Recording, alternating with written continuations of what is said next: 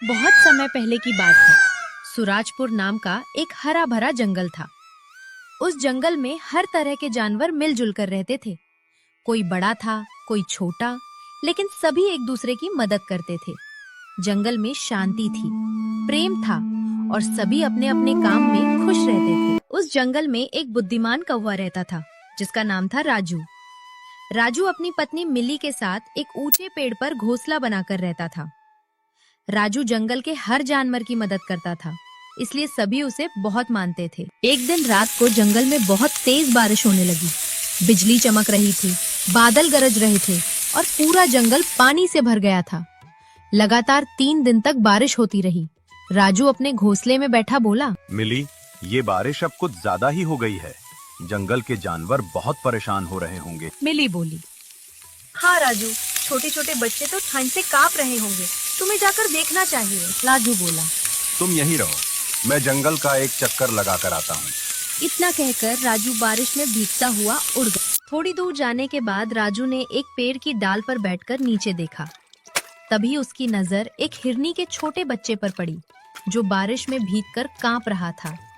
राजू बोला, अरे ये तो हिरनी का बच्चा है, लगता है रास्ता भटक गया है। तभी उसकी नजर थोड़ी दूर खड़े एक अजनबी शेर पर पड़ी। वो शेर बहुत दुबला पतला था और उसके चेहरे से भूख साफ झलक रही थी। राजू मन ही मन सोचने लगा, ये शेर इस जंगल का नहीं लगता, कहीं ये कोई चाल तो नहीं चल रहा। राजू उड़कर शेर के पास गया और बोला, तुम कौन हो? मैंने तुम्हें पहले कभी इस जंगल में नहीं देखा। शेर बोला, मैं दूसरे जंगल से आया हूँ, बारिश की वजह से यहाँ रुक गया हूँ, बहुत भूखा हूँ। लारू ने ध्यान से उसकी बातें सुनी लेकिन कुछ नहीं कहा। फिर राजू हिरनी के बच्चे के पास गया और बोला, तुम्हारा नाम क्या है? मेरा नाम सोनू है, मैं खेलते खेलते रास्ता भूल गया। राजू ने उसे समझाया और उसकी माँ तक पहुँचाया। हिरनी बहुत खुश हुई और राजू को धन्यवाद दिया। लेकिन उसी रात कुछ अजीब हुआ। सुबह होते ही पता चला कि सोनू गायब है। पूरे जंगल में हड़कंप मच गया। हिरनी रोते रोते बोली, मेरा बच्चा कहीं नहीं मिल रहा। राजू को तुरंत उस भूखे शेर पर शक हुआ।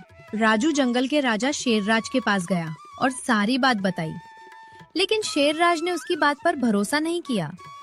शेरराज गुस्से में बोला, राजू, तुम हमेशा दूसरों पर शक करते हो, वो शेर मासूम है। उसी समय वही भूखा शेर सोनू को लेकर आया और बोला, महाराज, मैंने इसे ढूंढ लिया। सब हैरान रह गए। राजू को जेल में डाल दिया गया। किंतु सच्चाई यही खत्म नहीं होती। मिली और एक छोटी चिड़िया ने उस शेर पर नजर रखनी शुरू की। उन्हें पता चला कि वो शेर झूठा और बहुत चालाक है। एक दिन उन्होंने खुद शेर को सोनू पर हमला करते हुए देख लिया। चिड़िया तुरंत शेरराज के पास गई और उन्हें सच्चाई दिखाई।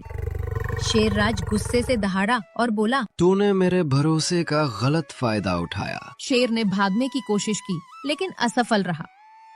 राजू को आजाद किया गया। जंगल में फिर से शांति लौट आई।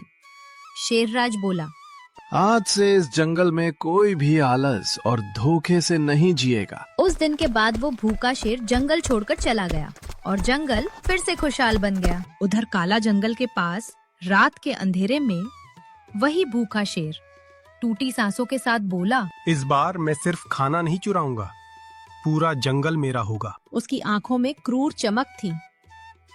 कुछ दिनों बाद जंगल में अजीब घटनाएं होने लगीं। रात में बाड़ों को खरोचने के निशान, गायब होते खरगोश, हवा में डरावनी दहाड़, पेड़ों पर पंजों के निशान। जानवर डरने लगे। सबने कहा, ये कोई भूत है या कोई दानव? लेकिन राजू को कुछ समझ आ गया। ये भूत नहीं, वही शेर है, वो वापस आ गया है। राजू और मिली ने जंगल की सुरक्षा के लिए पहरा देना शुरू किया। एक रात जब सब सो रहे थे, राजू पेड़ की ऊंची शाखा पर बैठा पहरा दे रहा था।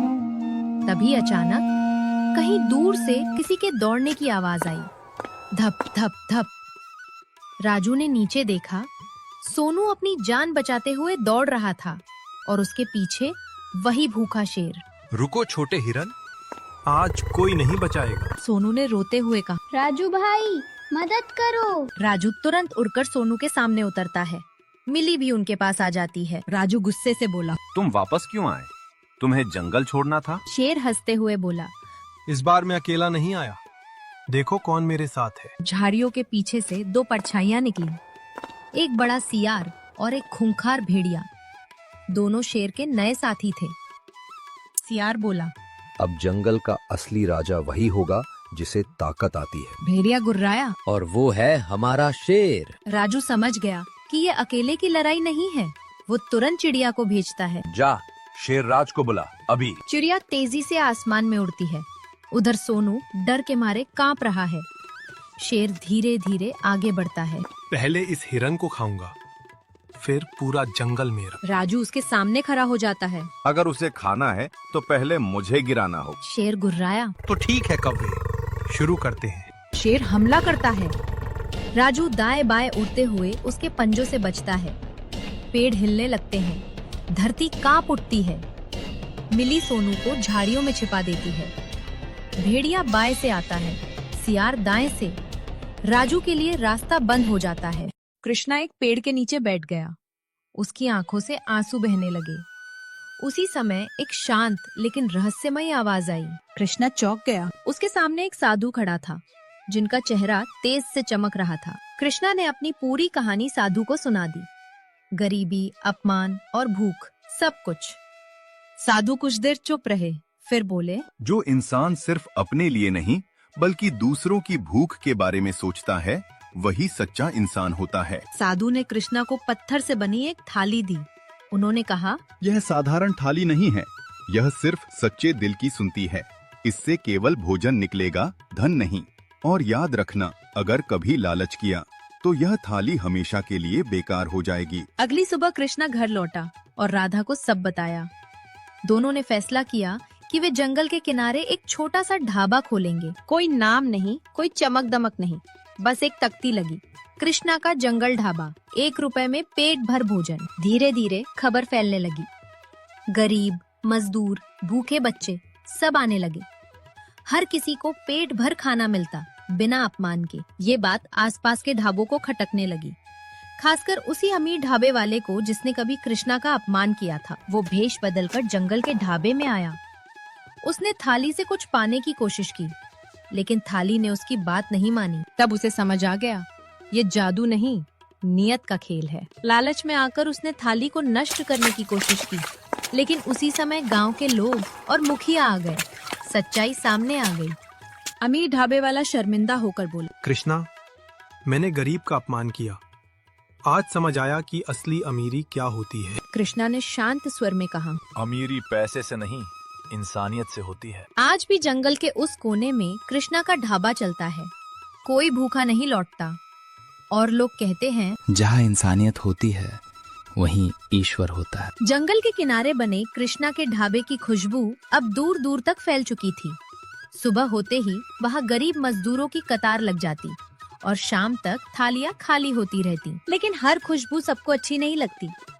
जिस अमीर ढाबे वाले की रोज कमाई हजारों में हुआ करती थी, उसका ढाबा अब दिन दिन खाली रहने लगा था। वो गुस्से से बड़बड़ाता, 1 रुपए में खाना बेचकर ये कृष्णा हमें बर्बाद कर देगा। उसने फैसला किया कि इस बार सिर्फ चोरी नहीं, पूरा खेल खत्म करना होगा। अंधेरी रात में वो 2 अजनबी आदमियों के साथ जंगल पहुंचा। तीनों के हाथों में लालटेन और दिल में जहर भरा था। आज उस ढाबे को आग लगा देंगे। एक आदमी बोला, दूसरा हंसा। और कल से सब फिर हमारे ढाबे पर आएंगे। जैसे ही उन्होंने आग लगाने की कोशिश की, तेज हवा चली और आग बुझ गई। अचानक जंगल में अजीब सी शांति छा गई। पीछे से एक भारी आवाज आई, भूख मिटाने की जगह जलाओगे तो जंगल भी तुम्हें नहीं छोड़ेगा। तीनों डरकर पीछे मुड़े। वहाँ कृष्णा खड़ा था। अमीर ढाबे वाला बोला, तू ही सबका दुश्मन है। अगर तू ना होता तो हम आज भी राजा होते। कृष्णा शांत रहा, फिर बोला, राजा वो नहीं होता जो दूसरों को भूखा रखे, राजा वो होता है जो भूख मिटाए। कृष्णा अंदर गया और जादुई थाली सामने रख दी। अगर सच में भूखे हो तो इससे खाना मांगो, कृष्णा बोला। अमीर आदमी ने लालच से कहा, मलाईदार दाल, घी की रोटियां। थाली हिली तक नहीं। एक मजदूर जो डर के मारे छुपा था आगे आया। उसने कांपती आवाज में कहा, मुझे बस थोड़ा खाना चाहिए। थाली तुरंत भर गई।